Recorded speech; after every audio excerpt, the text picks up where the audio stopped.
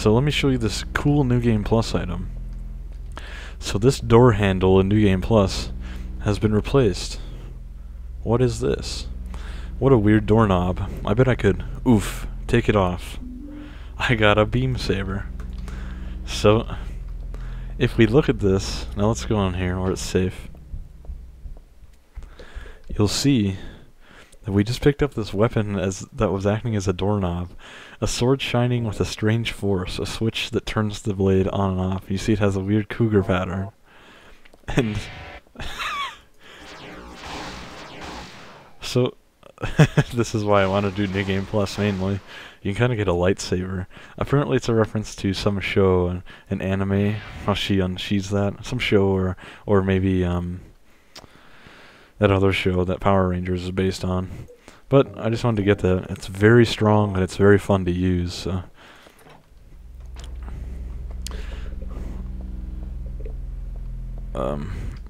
Anyways, we need to find something that will let us grab that key, because Heather is mentally challenged like Tom Hewlett and can't actually reach under there and grab it. So we're going to go in here, and let me show these closers.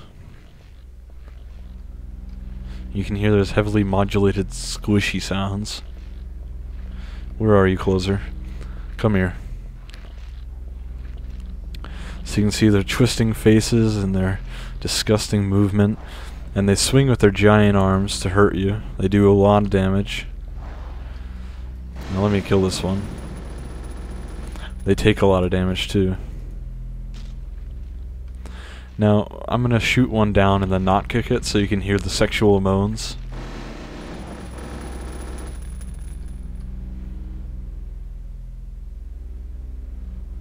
Oh, I guess I shot it too much. We'll try again later, but Natalie's shoes, there's all these different shops.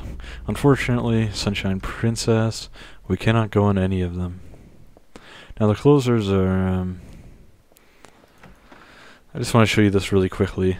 The closers actually do have this weird unused climbing animation that you can find in the files. I'll show you the GIF here, which is pretty neat.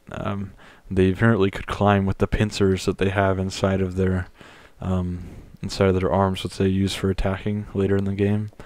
But yeah, not sure why it was there. Now this is my favorite thing in the entire game. When you walk in the store and you look, it just says, it's bread. But I'm not really hungry, so I guess I won't need to worry about it now. It's bread. That's just it. It's bread. Now let's look at this. Get the camera angle change. We got a pair of tongs. Now that's gonna grow great with our that's bread. More bread. Bread and donuts and stuff. Use more donuts. That's not bread, it's donuts. You retard.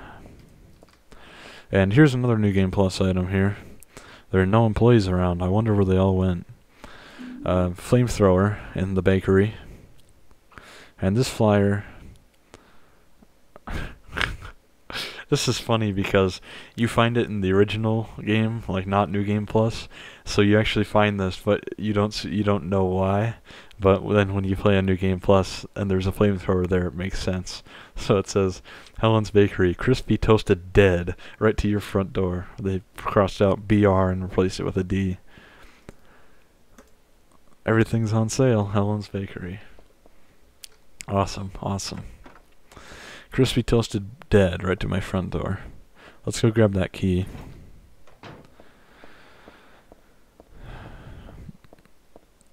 Now the skirt texture and how it moves is actually not repurposed, but based on.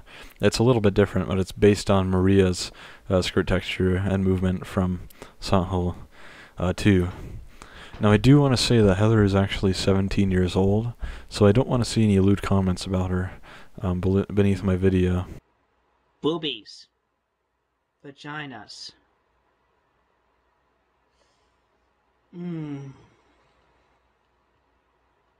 Gorgeous. House key. Oh, I forgot to show you these. House key. Daisy Vanilla Apartment 102 is carved into the key. So these are the items you start off the game with. Pendant. My dad gave me this pendant on my birthday. It's one of my treasured belongings. There's a red jewel inside, like a little red tablet. When I asked Dad what it was, he said, just a lucky charm. But then he told me to take good care of it and never take it off. Pretty cool stuff. Now this other stuff you start the game with, if you have unlocked in the menu, and they're just alternate outfits. They're all really cool. I'm not going to do a fashion show right now, but I'll show you this one because it's a reference. It's the light shirt, reference to the light puzzle from Silent Hill 1. I guess you can't really get a good view of it, but it has both sides of the puzzle. And then, instead of wearing the default outfit, let's mix it up a little bit. Here's a Killer Rabbit shirt. They both have a front and back. I'm gonna wear my favorite shirt, the Transient shirt. And it's just some Japanese characters, a red blood stain, and this is a tank top. It's pretty cool though. Jeans and everything. So let's use our tongs to grab this.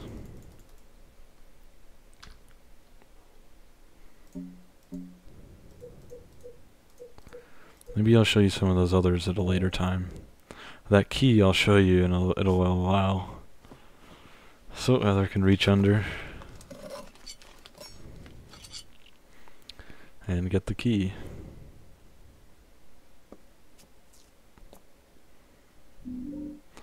The key taken with tongs. Now if we examine the key, we can see that it has a key or a tag that says My Best Sellers. Let me show you what this does right now. It's a costume to change into the magic girl, Princess Heart. So let me show you this.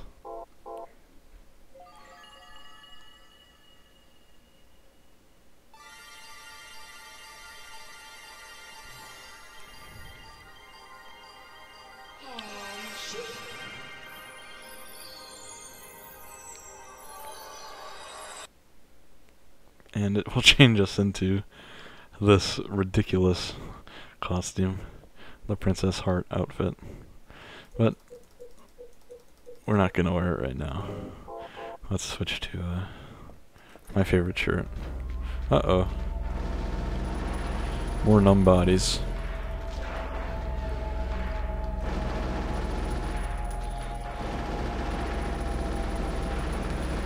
I'm just gonna riddle it with bullets. Okay. Now this game is another one where it's pretty easy to dodge a lot of enemies, so I'm gonna run by a lot, just like in Silent Hill 2. But let's run back to the store, which is the My Best Sellers store, as you can see. So there's a little padlock on the door. Use the key, got rid of the lock, and we can walk in. So, some magazines on the shelf, some of them look interesting, but it's not really the time for that. You're right, it isn't. So most of these, as far as I've seen, they don't have anything on them, reference-wise. That looks a little bit like Raiden from MGS2 up there. But yeah, I don't see anything.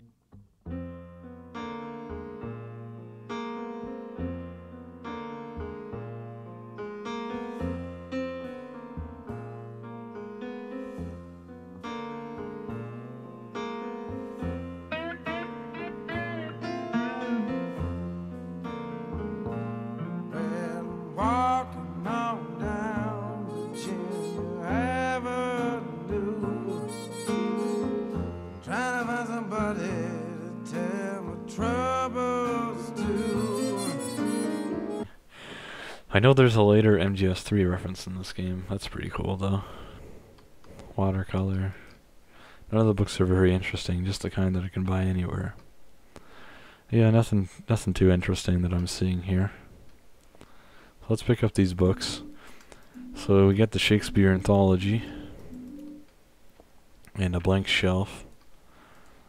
And before we put the books back, where they seem to be implied to be residents of, let's walk over to this door, because there's a keypad on the door. And no matter what we do, nothing. So let's read this note. Fair is foul and foul is fair. Put these books out of order. So we're not going to go 1 through 5. We're going to do a different order to get the code. Cool. So just worth noting, this puzzle you actually have to do even on easy difficulty. There is no set code for the books. It's always randomized. Well, I mean, there's a certain set of options, but there's like 20 some, so you just have to do it no matter what. So let's put them out of order to get the code. That doesn't look right. So you can kind of see there's writings there. We're getting something here. Oops, this wants to go right here. And right here. Oops, my bad. 8061. You can see there's a 1 there. So let's use that on the door and see what happens. I don't want to spoil things for you, but I'm going to guess that the door will open. Oh, I'm retarded. Oh, what the hell was that? Did you see that? I must have typed it in wrong.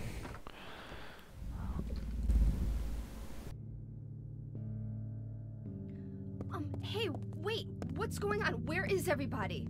Those weird monsters? They have come to witness the beginning. The rebirth of paradise, despoiled by mankind. What are you talking about? Don't you know? Your power is needed. How should I know? I am Claudia. So what? Remember me, and your true self as well. Also, that which you must become. The one who will lead us to paradise with blood-stained hands. Claudia, right? Did you do all this? It was the hand of God.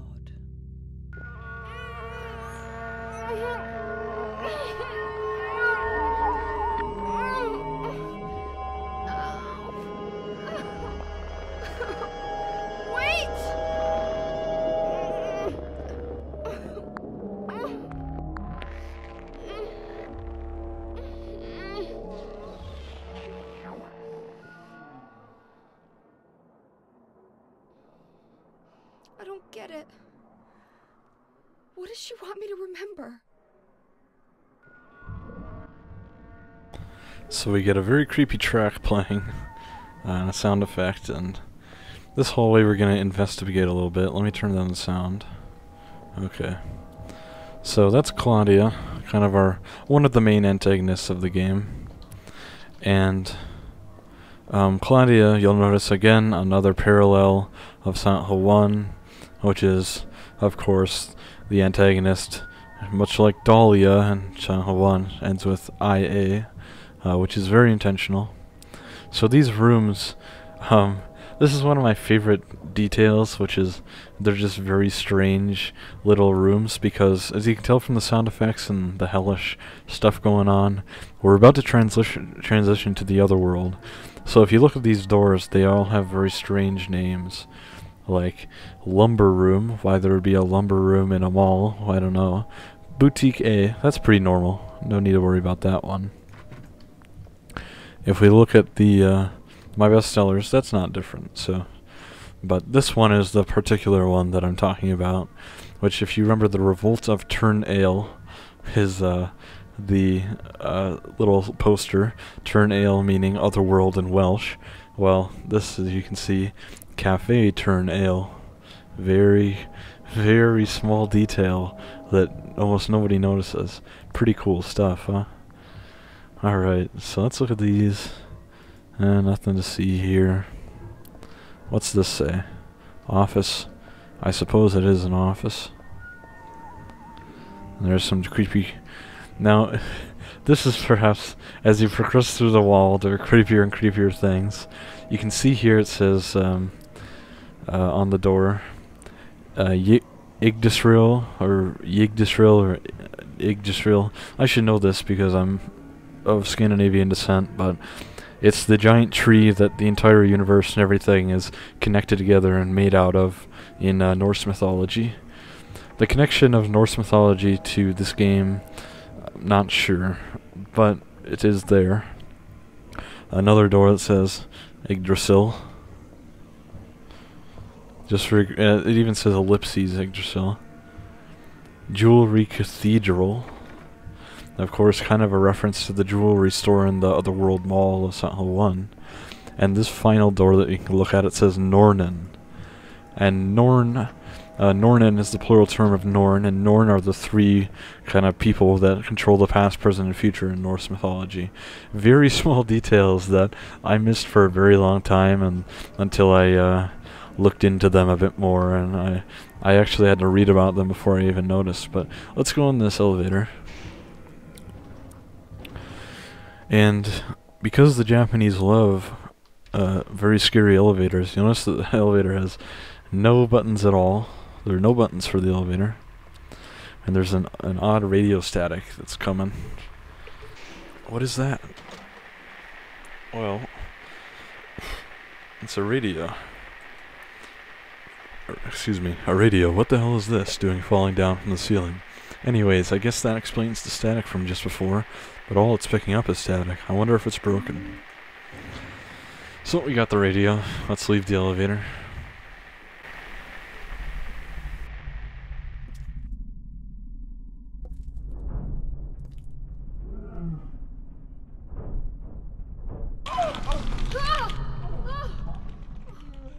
Is this a dream? It's gotta be.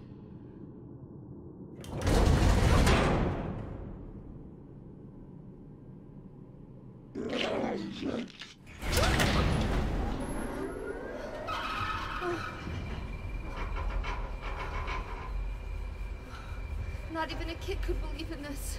But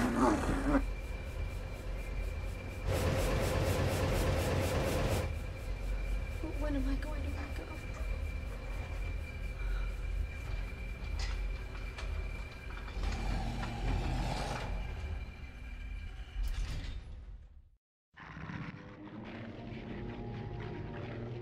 So I'm pausing the game there so I can turn things down a little bit. I'm actually going to kill all these enemies in here so I can talk for a second about that cutscene. So, there are quite a few double heads in here. Now you notice during that cutscene there's blood and rust. Whoa, that scared me. There's blood and rust everywhere, kind of flesh, and again, it's the old Silent Hill 1 aesthetic of the Otherworld. There's a very scary sound coming from over here. Huh. But, some wailing dogs.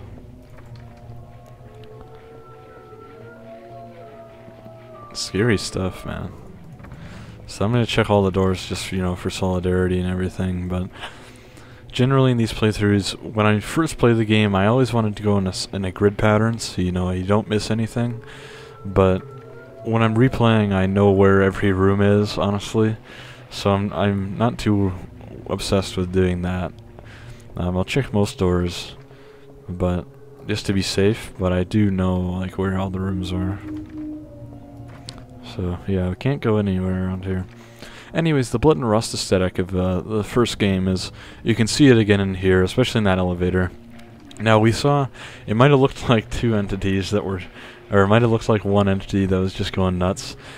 Oh, there's Heather's stamina animation. Might have seemed to be just one enemy that was going nuts, but it was actually two. One is, it's called the Fukuro Lady, which is based on a little art video they made for this game called Fukuro. It's very sexually themed. I'll talk about that a bit more later in the game, because it kind of has a little bit of spoilers, a little bit of relation to Silent Hill 2. But anyways, there's also another entity there called Valtiel, who's the guy who just looks like more normal. You could see him much more in that cutscene.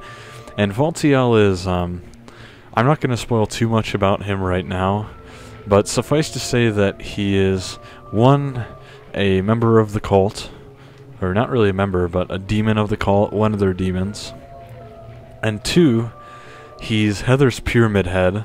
This is canon and confirmed that Valtiel is how Pyramid Head, as an entity, would appear to Heather.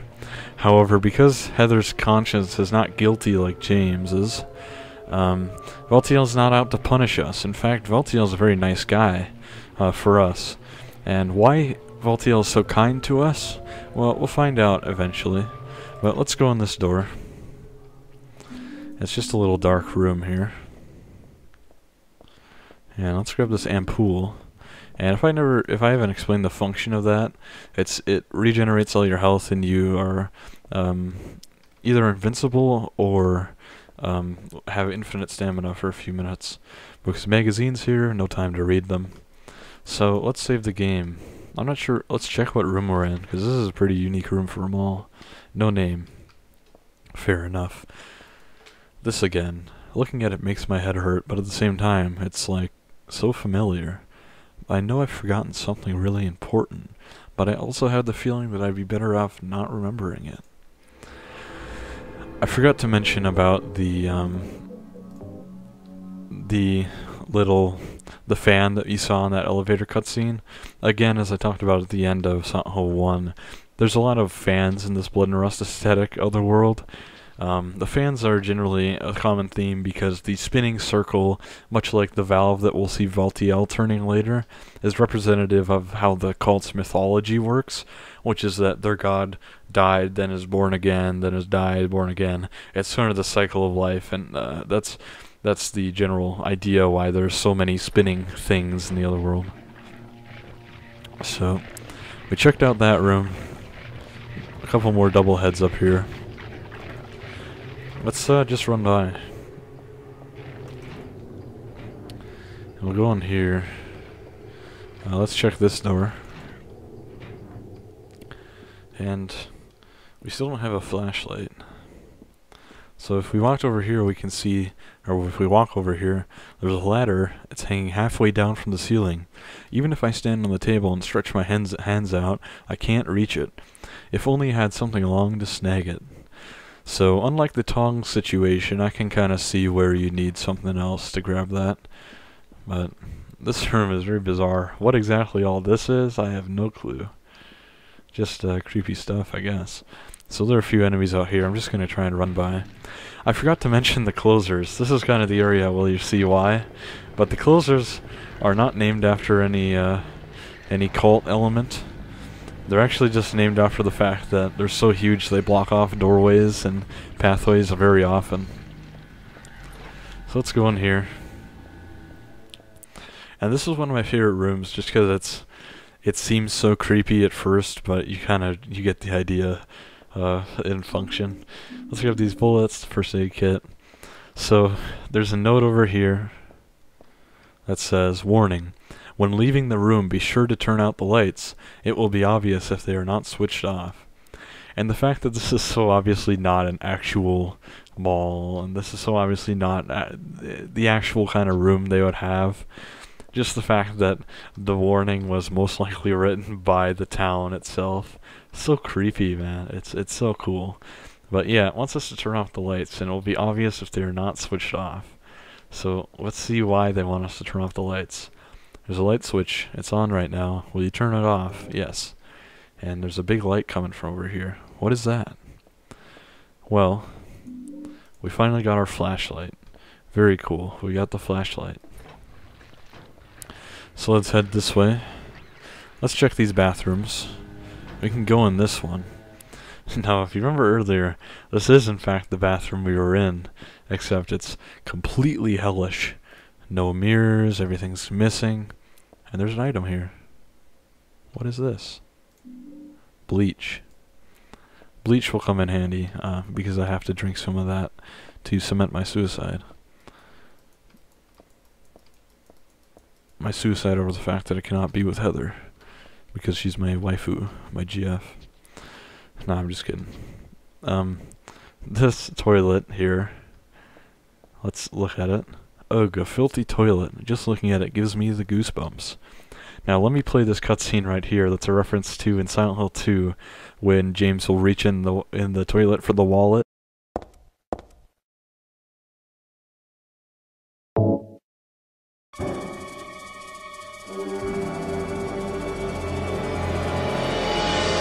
Oh, forget it. This is way too gross.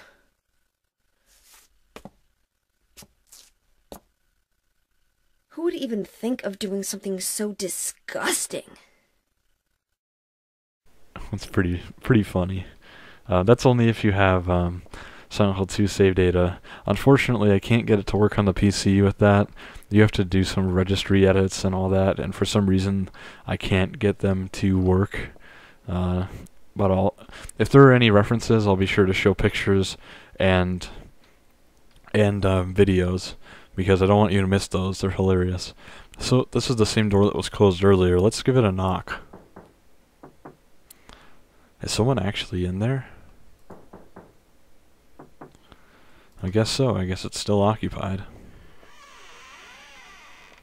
But if we walk away, it will slowly creak open. And we'll see that someone ate some Mexican food and had a big mess in here. It's soaking with blood, but there's no one here. Did someone respond, or is it just me? So, I guess what this might represent is Heather's internal, not Heather, it's Alessa's psyche, but Alessa's internal fear of having a terrible period. Anyways, let's move on. Let's stop making terrible jokes. Nah. I like making terrible, shitty jokes. So, this is the door we came from earlier. Uh-oh, big guy. And you can see those... We killed the dog.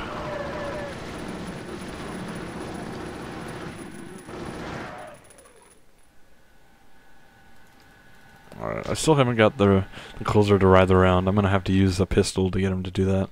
I just wanted to stop and show you this very creepy, obvious Halloween light. The mall went so far as to do that. So, let's enter the store we entered earlier. And honestly, it doesn't look much worse than it did when we were in the real world. Maybe a little bit less fashionable. There are no dressing rooms anymore. That's too bad. Oops. Do you see that? The clothes are awfully dirty. They're stained with blood spatters. They weren't like this before. What could have happened? So I just picked something up that I'm really unsure of what it was, because I don't remember picking up an item here. Oh, what the hell? You see this? This is a bulletproof vest. It's heavy under a jacket, but it should protect against a monster's attack. The only problem is it's heavy and harder to move, so I'll run slower. Let's equip this. Let's take a look at it. So I don't think it actually appears. Maybe if I wear my default outfit, it will appear. Let's just try it real quick. Sorry about this. But I've actually... No, it doesn't appear, but you take less damage that way. Now, actually, I picked this up only in one playthrough before, so I'm pretty surprised by it being there. But this isn't even a New Game Plus item. It appears just normally. Pretty funny stuff, though. So what we do need, the camera angle will tell us here. That's one thing I really like about these games, is the camera angles will tell you what you need and what's important. It's a very subtle way of doing it without breaking immersion. Much like how I talked about in Silent Hill 2 and 3, how the characters will just turn their heads, as you can see Heather's doing right now. As opposed to making the item big and glowing and breaking your immersion. It does it in a very realistic, very understated way. So we got a hanger. And let's just check the back door. I doubt it will open. Did you hear that noise? That genuinely scared me. I jumped. Jesus. These games, like I said, that noise probably only plays like half the time. These games are so scary. And they are always giving you new stuff. That's why I really have a passion for them. But let's keep moving. Is there a closer there now? Alright, let's try out our pistol and see if we can get the writhing when he falls down. Wrong category. Let's try it. Uh-oh. He almost got me.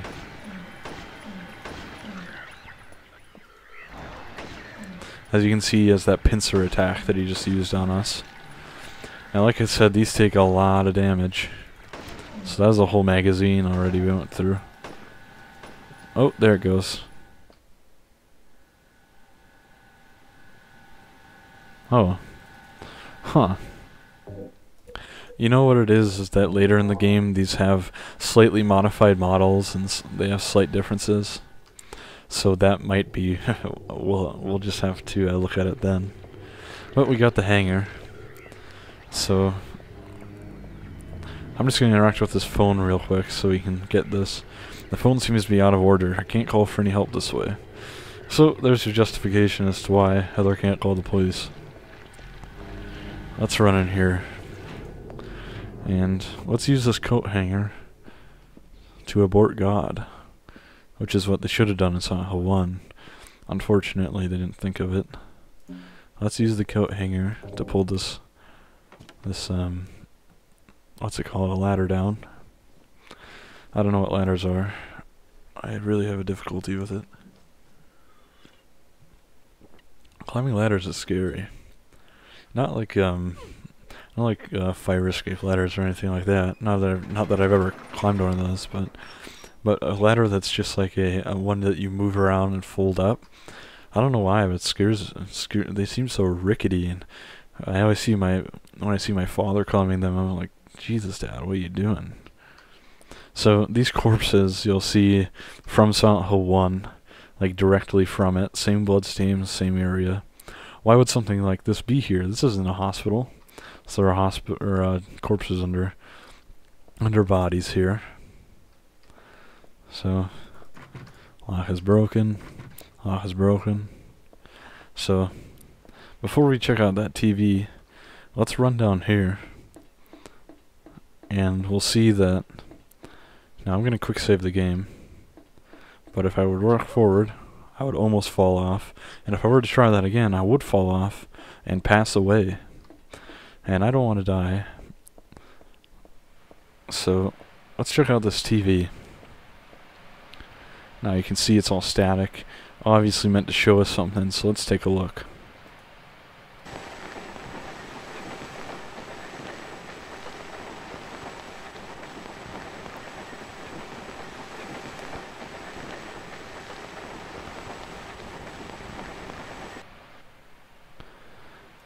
I can't see anything. I can't hear anything. What was that, I wonder? I thought I heard someone say Daddy. So what that is if you want to go back and look, but I'll show you the image right here. It's Cheryl from Silent Hill 1. When you go to the mall in that game and you see Cheryl on the TVs. Alright, so again, further cementing the fact that this is a parallel of Silent Hill 1. So again, people always say, like, The Force Awakens copies all of A New Hope story beats. But what they really should be pointing out is that Silent Hill 3 copies all Silent Hill 1s. Thankfully, it's more of an inspiration. They're just based off of it. Then, I mean, there's new characters and everything. So let's look at this save point. No new message or text this time. So, we're already at 48 minutes. The fastest I've ever beaten this game is in 45. That's pretty funny. So we can head through either of these doors. Let's try this one first, because it's full of enemies. And this game is actually, when they originally conceived of it, they wanted it to be a military shooter, but they ended up going with horror game because of the limitations of the time. Not really. Oops, this story used to have really nice stuff, but now it's all falling apart like years have passed or something. So, we just killed a bunch of numb bodies. A bunch of dismembered mannequins. Mannequins are very creepy. Nothing in here. There's a mannequin arm and body on the floor in the dressing room. I know it's just a big doll, but it's still downright nasty. I really like how Heather is obviously in touch with the players. how she knows mannequins are nuts. Let me examine this. Nope. There's some health drinks and handgun bullets here. So we can unlock that door, but we're gonna go through the other way first because it will take us to the same area. Now in this game, the quick save to refill stamina, like in Silent Hill 2, like you do in those speedruns, does not work. That I checked. I put in some lab time, and it does not work. So let's look here. There was a really nice silver ring in here the last time I came. Bummer that it's gone, huh? So I haven't seen anyone talk about this, but I'm pretty sure it's just a passing reference to the Ring of Contract from Silent Hill 1. But let's look here, and there's a walnut in the jewelry store. This is where the walnut used to be. Heather doesn't have anything odd to say about it right now. Well, let's head through here. We'll see the other world back hallways. Of course, the elevator here is broken, and all the doors are broken, and there's a closer here. You big bastard. Oh, did you see that? Those writhing sexual kind of groans and moans. That's exactly what I was trying to show you. I'm really glad that happened. I guess that's pretty rare or something. I think maybe what you have to do is you have to hit them in the head and they'll drop immediately. Yeah, that's probably why I should have shot him in the head earlier. It's locked. So this door, locked. What does that mean? Well, it means we want to take this door, and because we've checked this floor out and there doesn't seem to be anywhere to go, we've checked down there, doesn't seem to be anywhere to go, let's head up here. And let's dodge these enemies and run straight into this door, which is a little restaurant. Now this restaurant has a nice surprise for us, which is one of the dogs all cooked up. Of course, just an atmosphere, crazy, disgusting kind of thing. What's this? A barbecued dog? Who the hell would make something like this? Furthermore, who the hell would eat it? There's something in the dog's stomach. I got a cooked key. Nothing else to worry about here, other than who the hell is sick enough to do something like this, that is. And even that, I'd really just rather not know. So this is all my speculation, you know, warning beforehand, but I'm pretty sure if you kind of study history a little bit, you know that Japan and China, not the best of friends, and China is kind of renowned for oftentimes eating dogs, you know, cooking and eating dogs, and I'm pretty sure, just like the shopping cart gun in Silent Hill 2 and the Miriam K. Trader headstone in Silent Hill 2. I'm pretty sure this is kind of a political, just a little funny Team Silence jab at China. What? That's a weird caption. It's just a roasted dog anyway. I shouldn't let that creep me out. I think you should. Anyways, we got a key from there. It's just a normal wine glass. There's not much reason to carry this, so let's grab this, all these items. Plates, boilers. It's a disgusting smell coming from the pot. I better keep away. Again, just really cool, you know, just awesome little details. Awesome little, you know, things like that are, you know, it's not like, oh, there's a dead body in here, oh, someone's cooking people in here. It's just, you know, there's a disgusting smell from the pot. I better back away.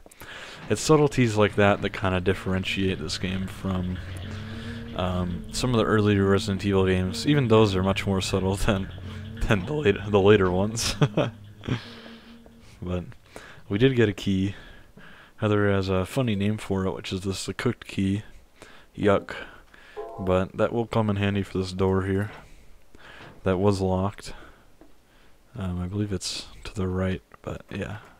Yep. There's some creepy sound effects there for a second. So we entered this kind of back kitchen thing. Let's grab these health drinks right off the bat. And here we'll find the awesome and excellent Silent Hill weapon that's in the first 3 games, and I believe the 4th, and most of the others, the steel pipe. Now let's just look at the description for that for fun. This is my, well, let's look at the switchblade first. Switchblade for self-defense, better with than without.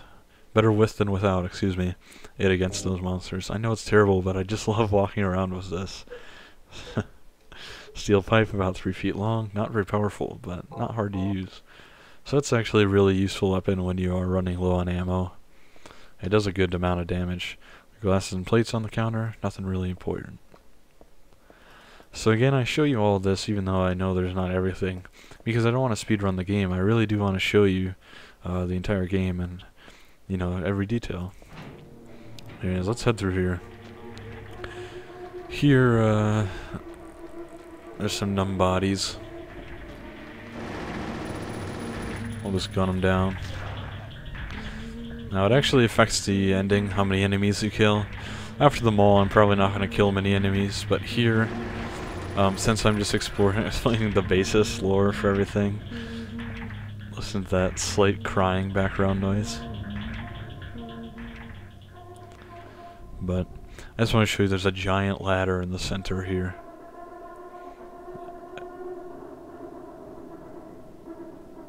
And very creepy sound effects. Now all the sound effects, they're, except for some of the monster noises that they combine, you know, with other noises for the monsters, or animal noises that they use for the monsters that they combine with other animal noises. There's no stock sound effects in these games. Akira Yamaoka recorded and did every one himself, and he did all the music for the game himself. Really talented guy, just astoundingly. And the soundtracks for these games are beyond amazing. So we got some detergent there, which will come in handy with our bleach. So let's head through here. Let's check this door. Now, just to note, the bleach and the detergent don't appear on easy mode, because this puzzle doesn't appear on easy mode. So you can see there's a fan here.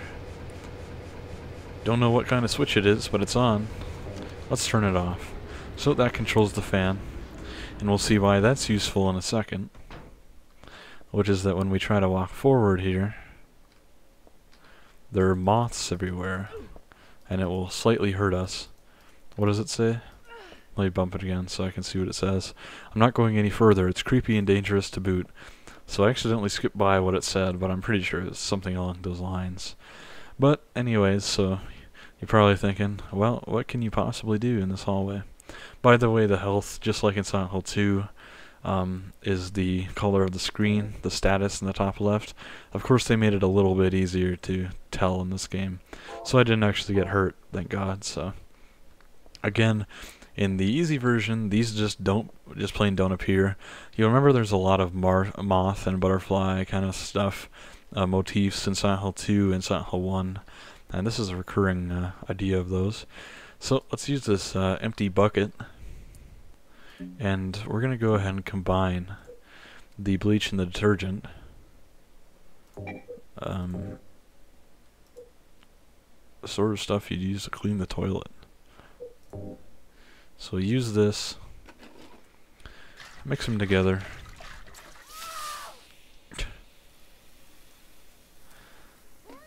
and we'll automatically leave the room. And because that kind of poisonous stuff is gone, now we will turn the switch back on. Give it a second and turn it off. And walk back in. If you try to go in before, I used this to make gas earlier, best not to stick my head in too far. Who knows what's left in there. If you try to go in while the fan's still turning, Heather will just say, I don't really feel like dying. But you'll see, killed all the moths. Let's check the doors for solidarity and completion's sake. But again, most of them, nothing. They're all broken by the town's magic. Oops, my game accidentally gave me 60 FPS there.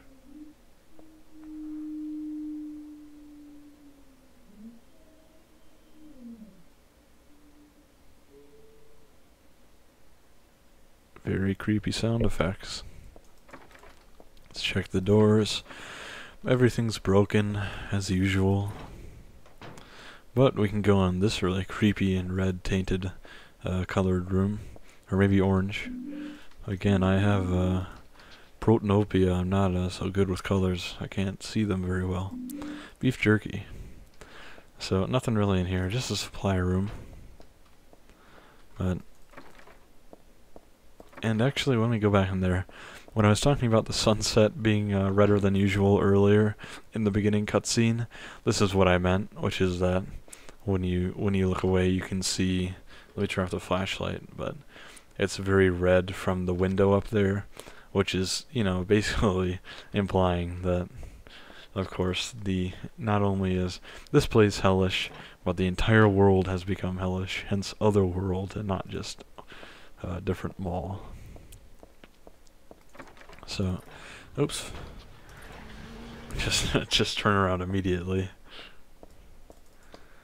Let's just make sure we check all these doors, because there is one other that opens, I believe.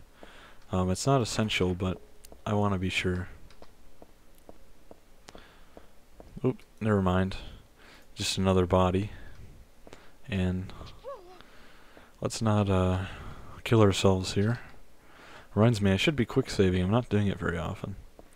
But I don't think I'm gonna die. I'm not that bad at video games. So in here, we're just gonna run by. Nothing in here except enemies. And in here, let me just go ahead and turn down the sound. That very loud noise of screaming. I'll show you the enemy. It's coming up right there. These enemies are called pendulums. Oops, you hit me. Let's kill it. Let's just go ahead and kill it. So there's another one over there. So these enemies are very hard to tell. But let me get to a safe location and I'll explain them. But just look closely, you can kind of see there's a torso with a head and a torso with a head and a blade coming out of it, and then some other stuff going on. So creepy ghost noises. Oh, double head.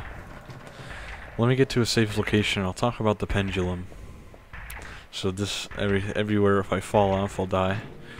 But now we're safe in here, despite how creepy the room is. So the pendulums I'll talk about are, if you look very closely, you can see it's two torsos with one head each, kind of inverted there. So the bottom of one torso is attached to the bottom of the other. So there's one head on each side, and what they do is they have a blade on their head, and then blades kind of keep them in the air. And excuse me, and the torsos will spin and spin and spin and spin and spin. Excuse me. I'm drinking a Diet Mountain Dew because otherwise my voice will get all destroyed. I record these in quite long segments. But anyways, yeah, the pendulums are one of the enemies that it's hard to explain exactly what they are, because much like the double head, there's a certain duality kind of idea with the two heads, double head, and the two torsos, two heads idea. And what exactly that is and what that means, I'll explain later in the game. But we can explain a little bit about how it looks like one torso is bigger than the other and one is much smaller and lighter and is coming out of the other. And again, that's some childbirth symbolism. Some, because the mother is giving birth to the smaller one. So that's part of the symbolism for them. And the loud, screeching, whining, terrible, terrible noise that they have is probably my not least favorite, but for lack of a better term, least favorite noise that these enemies or any Silent Hill monster makes. Except for the patients in Silent Hill 4, which belch when you hit them for no reason, no low reason. But, yeah, the noise is just so grating and so scary and so oppressive and aggressive that I absolutely hate it. It just hurts me. But it's thought to represent the screaming, wailing, torturous pain of childbirth, basically.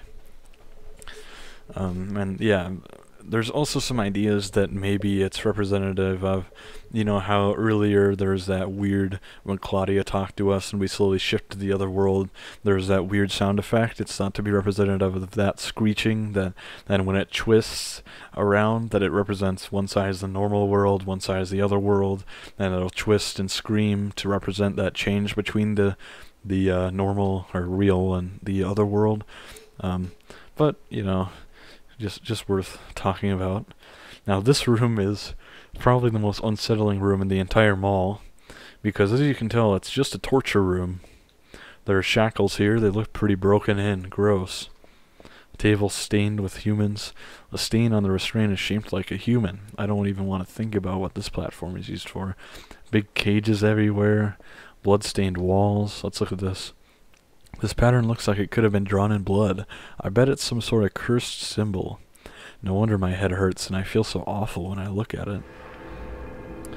So we're going to use it to save. Sorry, Heather, for the pain, but we just deal with it. You're a tough girl. So of course, big blood things on the wall. And of course, it looks like someone was shackled up against it. And I really like how they didn't just copy and paste it, right? They actually individually textured each one. Part of why these games are so good, they really put in the work, right? Because every one of these bloodstains, every one of them is different and unique. Sorry, I was interrupted. But yeah, every bloodstain individually modeled, very unique, great attention to detail. Let's check this door really quickly. Nothing. And I just like looking in here, because if you remember in Silent Hill 2, we used the cans of juice to knock the garbage down the hole. And what is this, trash? No, it smells different somehow, like blood or rotting meat. So this might be ... Again, I just love the subtlety. There's no, whoa, there's corpses. Whoa, there's dismembered body. It's just, this might be ellipses, you know. It's very subtle, and a lot of people don't notice these details, but like Plinkett says, you didn't notice, but your brain did, right? It's the difference in subtlety is there's such a world's difference between this and your typical survival horror or just plain horror game. You know, think about like The Evil Within. Now, I haven't even played The Evil Within. I've seen, I played a bit of it when one of my friends, well, my only friend, rented it for a while, but it's, there's such a world's difference in even just the subtle details of the text and the textures and the design. This is why I love these games so much, because it's not like bodies, horror, blood. Of course, there is quite a bit of it, but it's in a way that is more of a, what am I looking at? Why is it twitching? What is going on? You know, what is this? Yeah, and why does it scare me on such a deep level? Whereas in other games it's like blood, horror, like whoa, scary, and I'm gonna play Homecoming just to make fun of it, and I'll show you that in that game. Literally, like, corpses fall and try and scare you, but yeah, this is just a perfect example of the subtlety. Of course, it's a big torture room, so it's not exactly, you know, the implication's very strong. But just the fact that it's not like there are corpses in here, or there's blood, or like in Silent Hill 2 when you're in the morgue in the prison and you're jumping down the holes and you see the body, and James says, did that move, or was it just me? You know, it's not like these are dead corpses, there's so many dead bodies. It's such a subtle attention to detail. It's so atmospheric, it's so, they knew what they were doing. They had an idea, and they wanted to unsettle you at the deepest level. That's even their mission statement in Silent Hill 1. Not to, like, gross you out, really. I mean, there's a lot of gross things that disturb you, but you're not, like, vomiting, retching. But, yeah, it's such a deep, emotional, unsettling, you know, terrifying stuff. But, anyways, let's look at this table. I've been in this room for, like, 10 minutes. But so there's a little vice here. Some sort of vice here. So if you remember, we do have the walnut from the jewelry store. We're going to crack it open to find inside no nut in the walnut shell, just a jewel. And we got a moonstone. Very, very neat, huh? that inside a walnut would be a moonstone, but, you know... Oh, it's the next door. Whoa, gotta dodge the big guy. So we're actually gonna sprint all the way back to the escalators. And let me turn up the sound a little bit. I turned it down to talk about all that. And more crying and scary noises.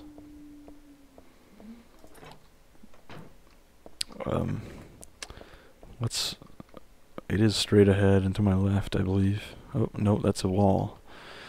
Damn, I was proven wrong immediately. Whoa. Locked. So you can hear that door that's locked, you can actually come through somewhere else. But we're already past that area. I'm trying to look for the... Oh, here we go. And we're back in the little restaurant kind of thing. But there's numb bodies everywhere. There's one right here. So let's try and run by this. Again, really sad lamb dying noises when you kill him.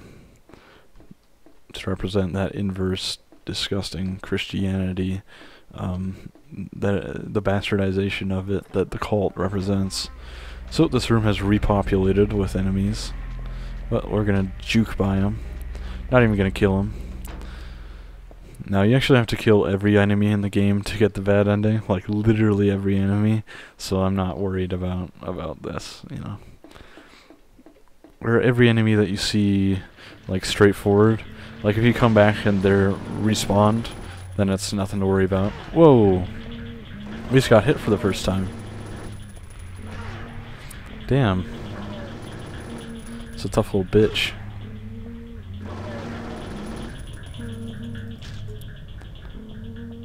Alright, so there's nothing down this hallway. I'll just tell you that straightforward. But we'll see this door. The door has a red crescent and a round dent. Something's written here in the same color red.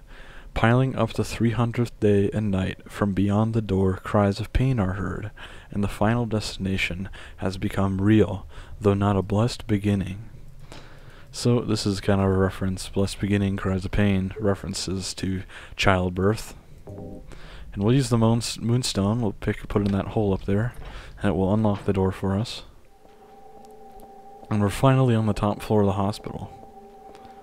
Creepy noises. So let's walk over here.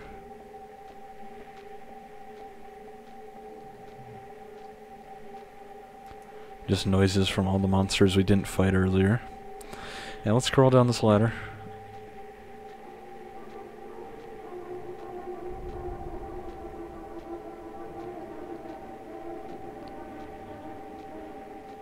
So I'm just trying to show you the noise, how scary it is.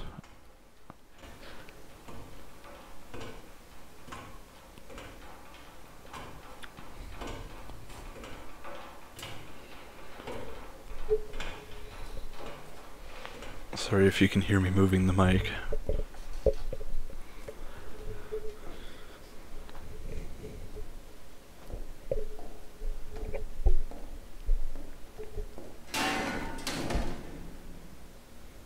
Uh-oh.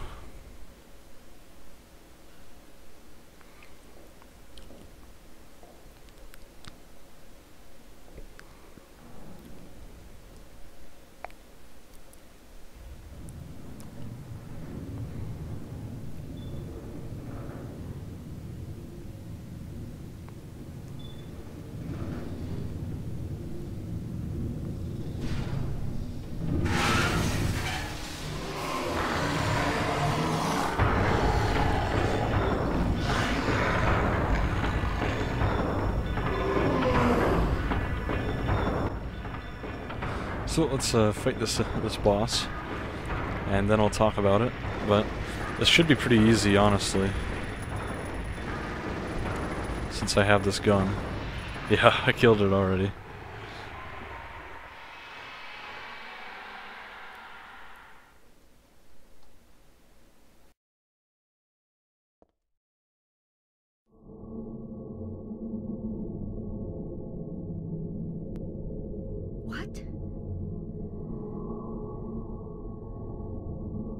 It's the shopping mall just like before.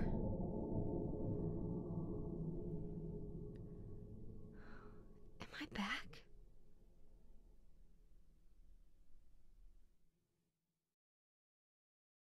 So notice at the end there, Heather says, "Am I back?" And what exactly that means is will be revealed later. But purple side. So I'm just gonna look at these stores just a little bit because apparently there's one that's kind of a reference to something else. But let me talk about the boss fight while I'm here. So you'll notice again more parallels to Silent Hill 1, which is that the first boss of the game is a giant split head kind of enemy. In the first game it's literally called the split head, whereas in this one it's called the split worm. And Blue Marine Surf Shop. Anyways, Radical Dude. Blue Bell. Nautical Shop.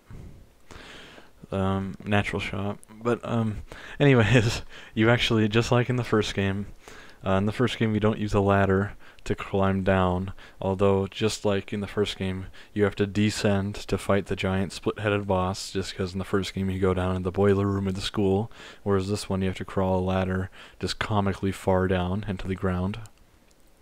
And another thing is that the giant split head, of course, in the first game it's literally called the split head, as I'll show you some pictures here and a gif maybe of how it opens its mouth. Just like that boss we just fought. The boss we just fought is called the split worm. Again, the recurring theme of worms in Silent Hill is because, one, Alyssa hates worms. She's scared of all kind of insects, bugs, those types of things. But also she hates them because they represent deterioration. They're famous, decomposers. They'll eat dead bodies. It's representative that deterioration is representative of how worms will decompose. They'll deteriorate things to a worse state, just like how the real world is being deteriorated into the hellish and arguably worse, although I think most people would say it is worse, other world. And that's why it's called the split worm. There's also some kind of implications because, again, the theme of fear of childbirth, fear of sex. There's some implications that's kind of more of a phallic object, the giant worm, and it kind of has a sheath of an opening at the end, just like foreskin. Although a lot of people, including myself, think it represents more of a vagina because, it kind of opens up, looks like a labia, looks like a vagina, to be completely honest. And there's some mouth inside, again, with teeth and everything. Representative, again, a lot of people who are naive about sex, like the vagina dentata myth, that vaginas have teeth and all that kind of thing. And again, also there's a little face that's hidden in the cocoon, and all sorts of things that are kind of sex symbolism.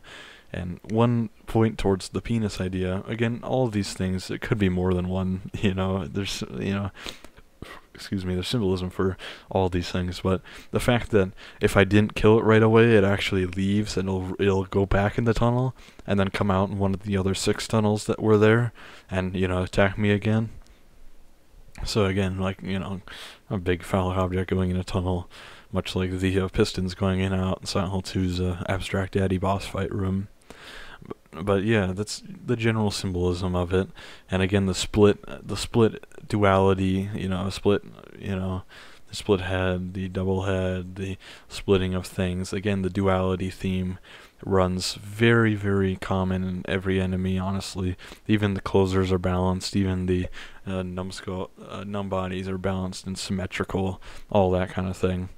So yeah, and then when you beat it, just like in Silent Hill 1, when you beat the boss, you will leave the room, and you just kind of, you kind of wake up, and you're in the normal world where you just were again, just like Harry wakes up in the Midwich Elementary School. So let's go on ahead. You'll see a lot of people think this tunnel, or this fountain, you can see here, kind of looks like a big open thing with a square in the middle. A lot of people think it represents the split head and how it opens up, and there's a little mouth in the middle. Maybe. It doesn't look exceedingly like it, but maybe. So let's head under here. And this big hallway. Gatekeeper. A lot of people think that's a reference to Ghostbusters, the gatekeeper shop. Newsboy. Cool. This is the Ruby Coffee Company. Still not seeing anything. Allie's ice cream. Actually, it's down here. As you can see in there, there's another Silent Hill, or a Turn Ale poster inside of there. Again, Turn Ale, Welsh, Otherworld. So you can run down here. These are, what does this say? White Town. Some phones.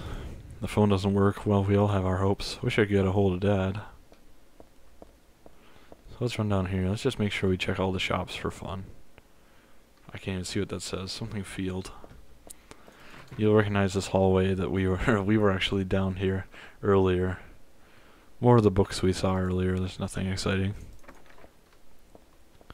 This door. But yeah, we were down this hallway earlier, except it was hellish and not normal. Nothing in here. Nothing here. Yep. And I don't want to waste your time, I just want to make sure I check everything so you can see the whole game. It's a game that deserves to be seen. And if you want to argue about that, you can show up face to face with me and I'll argue to the death. Say it to my face online, see what happens. Some accessories. There's a weird graphical bug I'm getting there. That's very odd. What does this say? Chinese restaurant. So this is the little restaurant we were in earlier. Whoa, do you see that? Huh. Happy Burger. This is where we started the game, actually. And we can go inside here. Happy Burger, of course, a restaurant you see in Silent Hill 2. You can just walk by it, grab some rifle ammo or first aid kits from inside. Broken door. We woke up right here earlier in the cutscene. Earlier in the game, in a cutscene, I mean. Lots of handgun bullets, first aid kits. Now let's see what they have on the menu. There's a big burger right there. It looks pretty tasty. Oh, they just used the same image for all the... No, they didn't. Or did they? No, because the cheese isn't there. Huh. Cool. Well, I don't think that there's anyone here to serve us, unfortunately. There's a save icon. So let's save the game. Burger shop. Now let's go through here and enter here.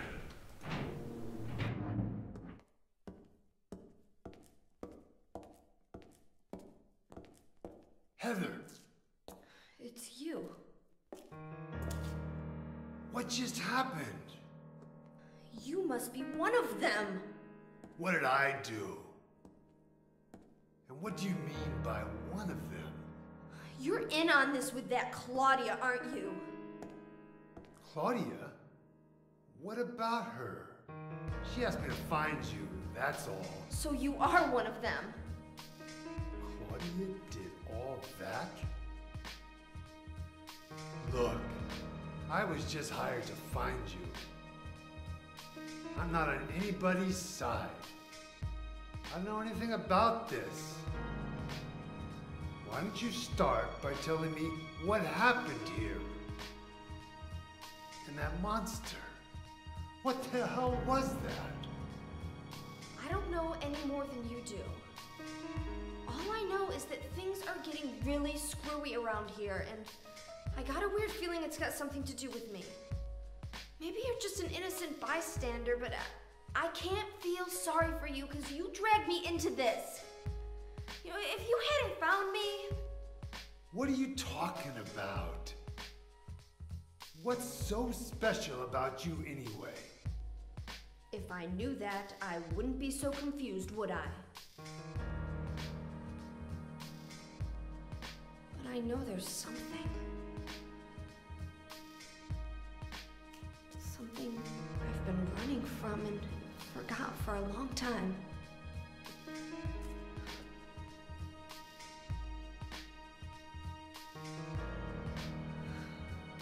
How did I remember that? What's wrong? Nothing. Where are you going? I'm taking the subway home. What should I do? Hell if I know.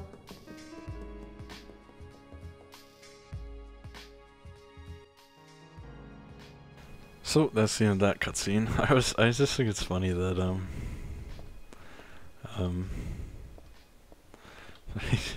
Douglas is like this. Not really, but he seems to be like this, just this foolishly, this completely incompetent detective, and he's just lumbering off when he's asking this teenager, "Well, what should I do?" I don't think he's actually like that, but Douglas, I really like the voice actor for him, and when I looked him up, I was sad to see that he actually passed away before the game even came out, which is really too bad. So, unlike in Silent Hill 2, you can't choose the original voices in the HD collection, you can only do the redubbed ones.